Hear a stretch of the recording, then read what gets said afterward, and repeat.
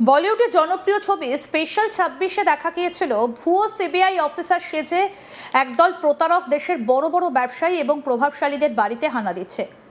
আসল আর নকলের ফারাক বুঝে ওঠার আগেই কোটি কোটি টাকার সম্পত্তি হাতিয়ে নিচ্ছে তারা।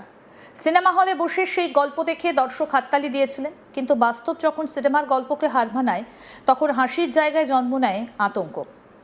মহারাষ্ট্রের আকোলা জেলায় ঘটে যাওয়া সাম্প্রতিক ঘটনা যেন সেই স্পেশাল ২৬-এরই বাস্তব সংস্করণ। পার্থক্য শুধু একটাই, এখানে কোনো ফিল্মি স্ক্রিপ্ট ছিল না, ছিল বাস্তবের প্রতারণা, বাস্তবের ভয় আর বাস্তবের এক বৃদ্ধ ব্যবসায়ী যিনি কয়েক মিনিটের মধ্যে ২৫ লক্ষ টাকা হারিয়েছিলেন শুধুমাত্র দুজন যুবকের অভিনয়ের কাছে। তবে এই গল্পের আরেকটা দিকও আছে। যেখানে অপরাধীরা সিনেমার মতো পরিকল্পনা করেছিল, সেখানে পুলিশও সিনেমার মতো গতিতে কেস সলভ করেছে। মাত্র ১২ ঘন্টার মধ্যে অভিযুক্ত গ্রেফতার, পুরো টাকা উদ্ধার, মোবাইল উদ্ধার, মোটর বাইক উদ্ধার। সব মিলিয়ে এটা যেমন একটা চাঞ্চল্যকর প্রতারণার গল্প, তেমনি একটা সফল পুলিশের তদন্তের নজির। ঘটনার শুরু ১৯শে জুন বিকেলে। খামগাঁওয়ের প্রায় ৭১ বছরের প্রায় ৭০ বছরের এক ব্যবসায়ী বালাপুর বাসস্ট্যান্ড থেকে বাসে উঠছিলেন। ব্যবসার কাজে তিনি নিয়মিত যাতায়াত করতেন। সেদিনও তার সঙ্গে ছিল নগদ ২৫ লক্ষ টাকা। আর এখানেই শুরু হয় ফাঁদ। পুলিশের তদন্তে উঠে এসেছে অভিযুক্তদের একজন আগে থেকেই ওই ব্যবসায়ীকে চিনত। শুধু চিন্তই নয়, আগে তার অধীনে কাজও করেছিল। ফলে ব্যবসায়ীর অভ্যেস, চলাফেরা, নগদ টাকার ব্যবহার সবই তার নখদর্পণে ছিল। অপরাধ জগতের একটা পুরনো নিয়ম আছে, ডাকাতির আগে তথ্য সংগ্রহ। আর আধুনিক অপরাধীরা সেই নিয়মটাকেই আরও নিখুঁত করেছে। এখন আর বাড়ির রেকি করতে হয় না। পরিচিত মানুষ, পুরনো কর্মচারী, সোশ্যাল মিডিয়া, ব্যবসায়িক যোগাযোগ সবই তথ্যের খনি। এই ঘটনায়ও সেটাই হয়েছে। তদন্তকারীরা বলছেন অভিযুক্তরা আগে থেকেই জানতো ওই ব্যবসায়ী বড় অঙ্কের নগদ টাকা নিয়ে চলাফেরা করেন, আর সেই তথ্যের ওপর দাঁড়িয়েই তৈরি হয়েছিল গোটা পরিকল্পনা। সবচেয়ে অবাক করার মতো বিষয় হলো, অভিযুক্তরা গুগলের সাহায্যে একটা ভুয়ো সিবিআই পরিচয়পত্র তৈরি করে। তারপর সেই পরিচয়পত্র দেখিয়ে ব্যবসায়ীর সামনে হাজির হয়।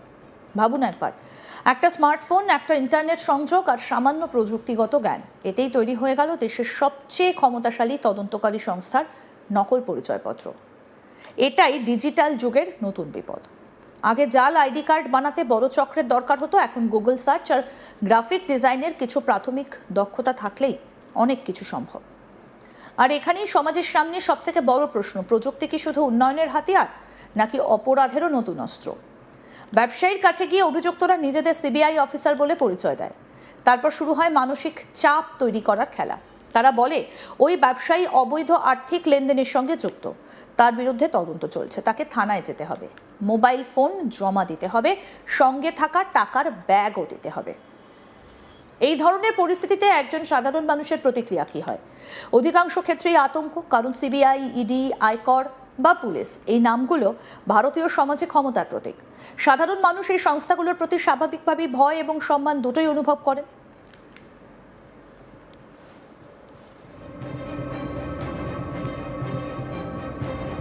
প্রতারকেরা সেই মনস্তত্ত্ব খুব ভালোভাবে বুঝে ফেলেছে।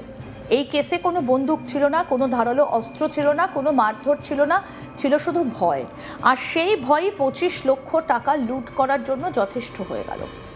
আরও নাটকীয় করার জন্য অভিযুক্তদের একজন তার সঙ্গীকে ফোন করে ঘটনাস্থলে ডেকে আনে। এমনভাবে আচরণ করা হয় যেন সরকারি তদন্ত চলছে। পুরো দৃশ্যটা এতটাই বিশ্বাসযোগ্য ছিল যে বৃদ্ধ ব্যবসায়ী একবারের জন্য সন্দেহ করেননি, তিনি বাস থেকে নেমে পড়েন। তারপর কয়েক মিনিটের মধ্যেই দুই ভুয়ো সিবিআই অফিসার টাকা এবং মোবাইল নিয়ে উধাও হয়ে যায়। সবচেয়ে করুণ ব্যাপার হলো, প্রতারণার শিকার হবার পরও ব্যবসায়ী কিছুক্ষণ বাস স্ট্যান্ডে দাঁড়িয়েছিলেন। তিনি ভেবেছিলেন হয়তো সত্যিই পুলিশের গাড়ি আসবে, হয়তো তাকে থানায় নিয়ে যাওয়া হবে। অর্থাৎ প্রতারকেরা শুধু টাকা চুরি করেননি, তারা একজন মানুষের বিশ্বাসও চুরি করেছিল। এই ঘটনাটা আমাদের সমাজের একটা গভীর বাস্তবতাকে সামনে নিয়ে আসে। আমরা সরকারি সংস্থার নাম শুনে এতটাই প্রভাবিত হই যে অনেক সময় প্রশ্ন করতেও ভুলে যাই। কিন্তু গণতান্ত্রিক দেশে প্রশ্ন করা অপরাধ নয়। কেউ নিজেকে সিবিআই বললেই তিনি সিবিআই হয়ে যান না। কেউ পরিচয়পত্র দেখালেই সেটা আসল হয় না। কেউ তদন্তের কথা বললেই তার আইনি ক্ষমতা প্রমাণিত হয় না। এই মৌলিক সচেতনতার অভাবেই প্রতারকদের সবচেয়ে বড় শক্তি। তবে এই গল্পে একটা ইতিবাচক দিকও রয়েছে। অভিযোগ পাওয়ার পর আকোলা পুলিশের স্থানীয় অপরাধ দমন শাখা যেভাবে কাজ করেছে তা প্রশংসার যোগ্য। পুলিশ সুপার অর্চিত চন্দক একটা বিশেষ তদন্তকারী দল গঠন করেন। নেতৃত্বে ছিলেন পুলিশ ইন্সপেক্টর নিতিন লেভারকার।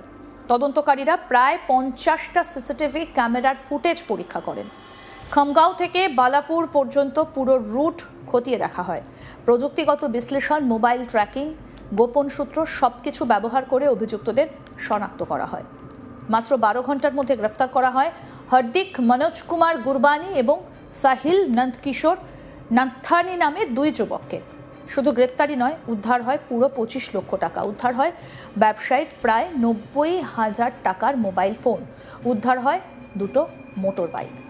মোট উদ্ধার হওয়া সম্পত্তির মূল্য দাঁড়ায় প্রায় 27.5 লক্ষ টাকা। এমন দ্রুত তদন্ত ভারতীয় পুলিশ ব্যবস্থার ইতিবাচক দিকও তুলে ধরে, কারণ সাধারণ মানুষের মধ্যে প্রায়ই অভিযোগ থাকে অপরাধ দ্রুত হয় কিন্তু তদন্ত এগোয় ধীরে। কি বলছেন এসপি अकोला अर्चित चंदक, শুনবো। याची अशी फिर्याद होती की काही लोकांनी, काही 2 इस्मांनी त्यांना एक सीबीआयचा आयडी कार्ड दाखवला आणि असं सांगितलं की आम्ही सीबीआईचे लोग आए, हम सीबीआई के हैं, तुम्हारे पास कैश वगैरह है, इस पे तुम्हारे पे गुन्हा दाखल हो जाएगा और तुम अंदर जाओगे, असं भीती दाखवली आणि जोर जबरीने त्याला थोडासा नंतर मारण्याची धमकीसुद्धा दिली आणि असा जोरजबरीने 25 लाख रुपये त्यांच्याकडून हिसकून घेतले। अशी फिर्यादवर काल रात्री बालापूर पोलीस स्टेशनमध्ये गुन्हा नंबर 486/26 असा दाखल झाला होता, वेगवेगळे कलमांतर्गत। याच्यामध्ये गुन्हा अतिशय संवेदनशील होता, कारण की काही लोकांनी सीबीआयचा असा बनावट आयडी कार्ड घेऊन असा गुन्हा केलेला होता। गुन्ह्याच्या गांभीर्य बघता मी एक स्थानिक गुन्हे शाखाची टीम नेमणूक केली होती। लगेच स्थानिक गुन्हे शाखाचे पीटर लेवरकर साहेब तिथे पोहोचले होते, त्यांची टीम घेऊन। आम्हाला पण असा संशय होता की कोणतरी आतमध्ये जे माणूस आहे, ज्यांना असं माहीत राहणार की काही पैशाचा व्यवहार होत आहे, त्याचं इन्व्हॉल्वमेंट असू शकतात आणि ते माहिती पण नंतर खरी निघतली, कारण की हे जे होते हे खामगावमधून निघाले होते सर्व, हे 2 आरोपी आणि हे खामगावचे आहे। 2 आरोपी याच्यामध्ये अटक केलेले आहे, हार्दिक गुरबानी आणि साहिल नत्तानी। याच्यामध्ये एक आरोपी ज्याचे पैसे होते, ज्यांचं किराणा दुकान आहे, याचे पैसे होते, तर हे तिथेच काम करत होता 6 महिन्याच्या अगोदर। तर हे 2 आरोपी अटक केलेले आहे आणि याच्यामध्ये एक आनंदाची गोष्ट अशी आहे की फक्त 12 तासात याच्यामध्ये गुन्ह्याची संपूर्ण रक्कम 12 तासात गुन्ह्याची संपूर्ण रक्कम म्हणजे 100% रिकव्हरी, 25 लाखाची, तसेच 3 मोबाईल फोन आणि दुचाकी, टोटल असा 27.5 लाखाची रक्कम चा मुद्देमाल जप्त करण्यात आलेला आहे। आणि आज आम्ही आरोपीचा जे काही पेशी करायची कोर्टमध्ये करणार आहे आणि गुन्ह्याचा पूर्ण आता नंतरचा तपास পুলিশ স্টেশন বালাপুর करणार आहे। আরও আপডেট পেতে দেখতে থাকুন আজ তাক বাংলা, সাবস্ক্রাইব করুন।